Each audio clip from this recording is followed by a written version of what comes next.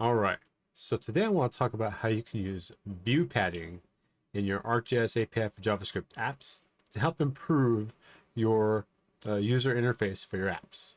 So if you're not familiar with it, view padding is, well, let's talk about the view first and components and widgets and elements you can add to the view. So basically you have this layout in the view. You have a UI interface in here. And in that UI, you can add things like the legend widget, and you can put it inside this expand widget. And we also got these various controls over here you can do. And the attribution sits inside the view UI. A lot of things you can do with it. So you basically have the ability to add any elements or other widgets you want inside the view to make them part of the map area, right? This example here is taken directly from the SDK, and it's showing the flow renderer, awesome animation, and it has this control panel here. You can control the trail width, control the trail length, make it shorter, longer, right? To or from. You can disable the effects, which, why would you disable effects, right? More effects, the better. But anyway, it's a really cool control panel. The only issue is it kind of takes up real estate over the map, and I don't really want to be panning the map around and doing stuff. I just want to be able to change stuff to see. I still want the view of my map as much as I can, right? So I don't want to use up all that real estate. So how can you do something like that? I can move this to a side panel and then have view padding, take advantage of view padding to move the center of the map, for example. So in this case here, it might not make too much of a difference, but these are both like on the same side. There's other things I can do, but let's try with the view padding first. So let's try the simple way first, and then we'll look at the more fun but hard way, right? So I'm gonna create a toggle element, and we're gonna say that toggle is true. Yeah, let's do that. Okay, so I'm gonna add an event listener to this button expand, and the button expand is this little sidebar that you see right here. It's blue bar. I'm treating that like a button, right? So it's a little element there. Because I did document that get element by ID, it may not be available, so I have to use this little operator here, and we're gonna add an event listener here. We'll do the click event, and let's go ahead and have a function that's gonna do something, right? So if toggle is true, then what I want to do is I want to adjust my view padding. So the view padding is going to be equal to, and we'll make it left view padding, and the left side we want to make padding of about, let's say 300, right? And I'll explain why in a second here. So not that. So if we come over here and we look at what my defaults are, so my default padding is 20, right? And that's 20 to allow for this little 20 pixel button bar, whatever you want to call it over here for my side panel, right? Then the margin, do I have a margin here yet? I haven't defined the margin yet. So the margin for the side panel is actually going to end up being like negative 280. So negative 280 plus 20 is negative 300, but I want the positive value of that. So the sidebar comes out and everything. So 300, that's why I'm making the view padding 300, right? It's at 280 plus 20 to get my view padding there.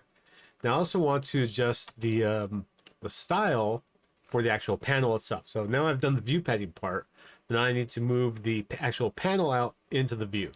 So let's do that. Let's do, that's called the slider, style margin left, and that's going to be equal to 0. Let's do it like this. Yeah, I don't have to do that, but just, I'm going to use this same syntax later. So if I want to copy paste, I'll copy paste. Now remember, the slider is off by like the left margin is off by negative 280. I want to bring that into the view. So the left side is at 0 right up against the page here, right? That's why I set it to 0. Now, if it's not true, the toggle, then we're pretty much going to do the same thing, but the opposite. All right, so let me grab this. So, and I'm going to set this to the default padding, which is a 20, right? So it'd be exactly where it is now. But this one here, I'm going to move that panel back negative 280 pixels.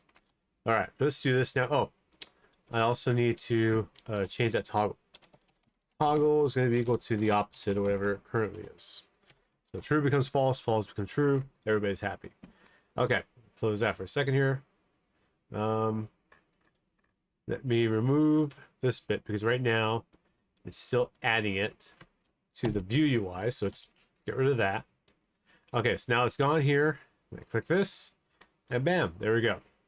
Close this, we get more real estate. And now I get my controls here in this full panel. Everything still works because everything's tied to the actual panel itself. And I'm going to change some stuff here around. And it's cool. Everything's very cool. Nice. So we'll make it faster. Neat, right? And everything just exists inside the small panel. Now, this is fine. You might be happy with this. There's nothing wrong with this. It works great. You should do this in production. I would not advise you to do anything else. But I'm going to show you how to do something else. What if we could animate that panel, right? We can animate these values of from negative 280 to 0. And then 0 back to negative 280. And the same thing with padding, right? So we have a default padding of what? 20. And we can go ahead and adjust the padding to go from 20 to 300, then from 300 back down to 20. So we can animate those different transitions. All right, let's try it out. Let's see what happens here. Now, I'll tell you right now, I am not the animation whiz when it comes to the math behind it all, especially with the easing functions and stuff. So I found a lot of this on Stack Overflow. My first crack at this, I really jacked everything up. Like my animations were horrible. Things did not work right. Things were on the wrong side of the page and stuff. But after a little bit, I got it working right. So I'm not going to go over the detail of everything for you, but I'll cover a few things here. So first thing I want is I need my margin, right? So my margin is going to be the negative 280. Okay, so that is that offset that's off over there. Now I need animate function. So I need a function called actually animate's kind of weird. No, let's leave it animate. That's fine. That's fine. Now I have these options that come in, but I need to have some default values for these options in here. So let's set this up. We're going to say the default duration is going to be 500. The easing function is going to be an empty, just identity function. And if you're not familiar with it, an identity function is basically just a function that returns whatever you pass to it. Not incredibly useful in most things people do, but it is useful in a lot of other places. Not here probably, but no matter. And then I need an on progress method. And that method could just be, same thing. Another identity function. And actually, because I'm using this so much, I have another function called onComplete. And there's going to be another option here for from. It's going to have some values in here. We're going to go from a number to another number. So it's like from 0 to 300, from 300 back down to 0, or so, something like that. And same thing with 2. 2 is going to be the same thing. But right now, we'll just make them empty objects. Okay, perfect. Okay, so those are my default options. Now I need to get everything off of there. So const, what's this error? All your structured elements are unused. Yeah, I don't care right now. We'll take care of that in a second. Okay, so now I need a, so to do an animation, you need to know when you start your animation and then you're going to progress from there, right? Because I need the difference between when I start an animation and where I'm at in the current step of an animation. So let's get the start time. That's going to be equal to date dot now. Awesome. So I need a an update function here. So function update, this is going to happen during the animation. So this is where most of the work is going to happen. So, okay, I'm gonna copy paste here a little bit. I'm a little bit copy pasta, right? Please don't mind me. Okay, so my update function is going to, I need the difference in time between where I'm at in my update minus start time. So where I'm at in the update minus start time gives me the difference. And then go ahead and get the progress of that by getting the minimum result of delta time divided by the duration. So however long I said. So if I'm 50 milliseconds into my 500 millisecond duration, that's my progress. And then my factor, I'm going to do the easing function by passing it the current progress. So where I'm at in the easing animation there. And then I'm still going to get some values here. So I'm going to define my from value and take that with my two values minus the from value and factorize it, right? So I'm going to get a factor here based on the easing, and that's going to give me my current value. And we'll see what those are in a second. We're gonna define some of those in a little bit. Okay. So now that I've got that, my for loop here, my update function. So I need to do something with the on progress time passed. So I need to pass the values back into my on progress method here. Why doesn't it like this here? Wrong bracket. My bad. Okay, there we go. Do that. And then I can say here that if I'm done. So basically if the animation is done. So, oh my gosh. So if progress is equal to 1. Then I'm done. The animation's done. I can now call the on complete with the delta time here. Oh gosh. Yeah, passes the delta time to the on complete method, and we're good to go. If I'm not done, well, let's update again. So let's do that on the next animation frame and pass it the update method. Right? Okay.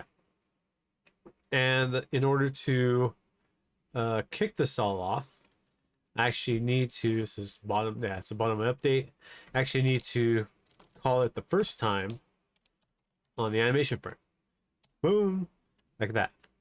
Awesome. Okay.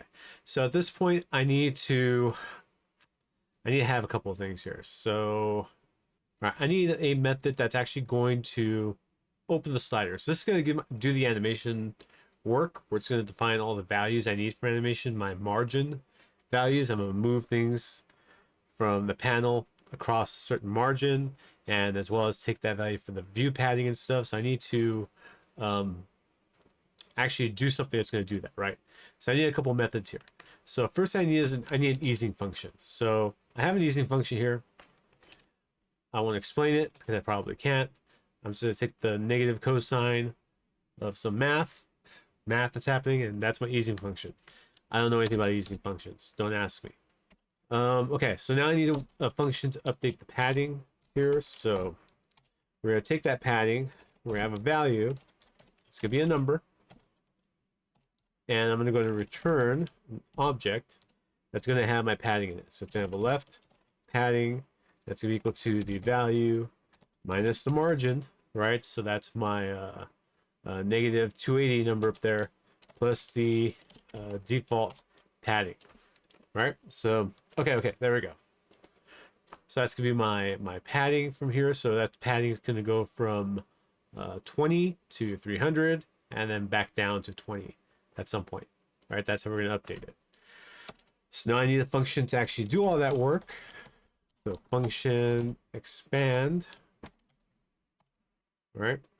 And I'm gonna go ahead and call the animate method here. Now, if I do an expand, I need to collapse. So function collapse. So in the expand, I need to pass an object that has all these different properties in it. So I need an easing function. That'll be the insign method that I pass here. Same thing's gonna happen in collapse over here. So call animate, easing. A lot of this is gonna be exactly the same as I come across here. So let me go ahead and copy some stuff here. Okay, let's go ahead and fix these up so everything's nice and happy. So we take our style like we did before when we just did the plain click, and we're going to adjust it based on the values that we get. So again, this value is going to go when you are expanding it. It's going to go from, what was it? From 0 to 300, and the same for the padding, except this is going to go from 20 to 300, I believe, something like that. All right, so that's what the update number. Jeez, man. Okay, so there we go. That's all nice and happy. The onComplete method now is going to be a little different, right? So the onComplete button method, basically, so in the expand, we have the button that we're clicking here. We need to remove and add event listeners. So button expand, and we're going to add event listener. It's going to be click, and it's going to be collapse, because we're done with the expand, right? Expand is complete, meaning that I need to remove the event listener for the expand method. So remove like so. Boom. All right, let's just do this. Let's do this. Let's just say that duration's 500. Because I don't want to mess with this thing here. I don't feel like making types right now. Okay, so let's make that duration 500. And yeah, we should be good to go. All right, awesome. So, now here's where you have to make sure you do this right? So in the expand, I just called this A for whatever reason. I can't remember why I did that. A, we're going to go from 0. And then to the A, we're going to go to the margin, like so. All right, awesome. So we're pretty much going to do exactly the same thing over here. Copy this for the onComplete, except the onComplete here is we're going to do is just switch this around. We're going to remove the event listener on the collapse and add the event listener for the expand. And for onComplete, wait, no, I did this backwards. In collapse, I want to go from 0 to margin.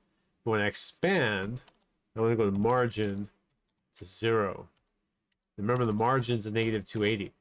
So when I expand, I want to move that left side of the bar to 0. Right, there we go, there we go. Okay, sorry, I was messing that one up. Okay, not quite done here. So the first thing I need to do is start this whole thing off. So I need to add an event listener, button expand, add event listener, click event, and we're going to do expand. So it's going to start all this. All right, let's close that legend here. And boom. You can notice that it's a nice smooth transition in the animation. All the tools still work because everything's just tied to other functions and stuff inside the application. So where we put it doesn't matter. It's still going to work. It's just a matter of the nice smooth animation that we do here. I can change the duration over here. Let's make duration 1 full second. A little too long, probably. What was that? Yeah, that's a little too long. I much prefer half that speed. So the 500 is a nice, easy one. And notice here, so okay, I'm in my app. Let's say that Denver is centered in here for adjust my flow render stuff. I'm interested in stuff here, so I can expand it, and I still have Denver centered in the map. And I can go ahead and start messing with my properties and see what's going to impact based on the area I want to look at inside of my particular map. Ooh, that's so bright. Love it. That's actually kind of cool without the filter. I'm one to not turn off any filters, but I kind of like that blocky look on here. That's kind of neat. Make it faster. Okay, this is very cool. Anyway, I'm getting carried away here. You get the idea. There's a, putting the doing the view padding and that little side panel and animation is just a nice little touch, but you don't have to do it, right? It could get buggy and stuff in production unless you do a pretty good job at it. But again, this is perfectly acceptable too. Just have it open and close based on a click somewhere in your application. So yeah, probably stick with that instead of getting weird with animations. But why not have some fun while you're at it too? Play around with it. You never know. You'll learn a thing or two. So yeah, that was it. I just want to talk about view padding, how it could benefit you and your apps to keep the focus on the map, to maybe save some application real estate somewhere. In this case, I probably would move the legend in here too, just because it's taking up a bit more space here than I want, and just keep everything in the side panel. All my widgets and stuff just go into there, and maybe I've got accordions or some other cool stuff you can do with calcite components. Really neat stuff, right? But yeah, that's view padding. I hope you learned something. Give it a shot, experiment with it, and have some fun. As usual, hit me up if you have any questions. Don't forget to drop a comment, like, and subscribe. I'll see you next time. Thank you. I just want to let you know that I've started a new podcast called The Bounding Box, where I'll be talking about geo development, web development, and everything in between. You can find it on Apple Podcasts, on Google Podcasts, Amazon Music, and plenty of other places that you can find podcasts. There are a few episodes available now. We are in a bi-weekly schedule, so every other week. I'll be having guests on talking about various topics, so please tune in, please subscribe, and let me know what you think. Thank you.